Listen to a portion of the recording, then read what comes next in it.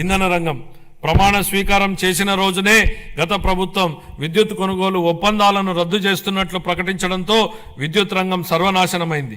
అసమర్థ పాలన, అప్పులు పెరిగి మరియు టారిఫ్ భారం కారణంగా ఈ రంగం 1.29 లక్షల కోట్ల రూపాయలకు పైగా నష్టాలను చవిచూసింది. విద్యుత్ కొనుగోలు ఒప్పందాలను గత ప్రభుత్వం నిర్లక్ష్యంగా రద్దు చేయడంతో మన రాష్ట్రం అధిక ధరకు విద్యుత్తును కొనుగోలు చేయాల్సి వచ్చింది. దీనివల్ల ట్రూ అప్ ఛార్జీల పేరుతో ప్రజలపై పెనుభారం మోపబడింది.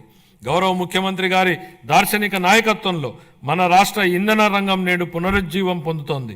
గ్రీన్ హైడ్రోజన్ ఉత్పత్తిలో 2030 నాటికి భారతదేశం యొక్క మొత్తం ఉత్పత్తిలో 1/3 సాధించాలనే ధ్యేయంతో రాష్ట్రాన్ని గ్రీన్ హైడ్రోజన్ హబ్గా మార్చడమే మా ప్రభుత్వ లక్ష్యం. Andhra Pradesh integrated clean energy policy 24 పునరుత్పాదక ఇంధన తయారీ జోన్ల ఏర్పాటు చేయడం ద్వారా ఇంధన రంగంలో పెట్టుబడులను ఆకర్షించి 7.5 లక్షల మందికి ప్రత్యక్ష మరియు పరోక్ష ఉపాధి అవకాశాలను కల్పించే ప్రయత్నాలు జరుగుతున్నాయి. 25-26 ఆర్థిక సంవత్సరానికి గాను ఇంధన శాఖకు 13,600 కోట్ల రూపాయల కేటాయింపును ప్రతిపాదిస్తున్నాను.